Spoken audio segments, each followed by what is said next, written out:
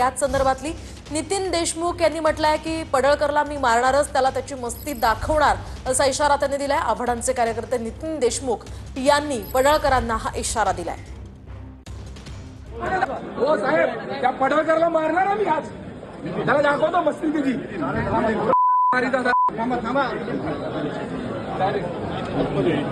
आतमध्ये दादागिरी करतोय, आतमध्ये दादागिरी करतोय, त्याला पण मारला।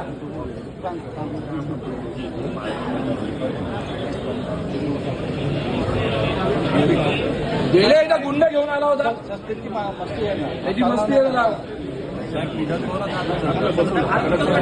हो साहेब, त्या पडळकरला मारणार आम्ही आज, त्याला दाखवतो मस्ती त्याची।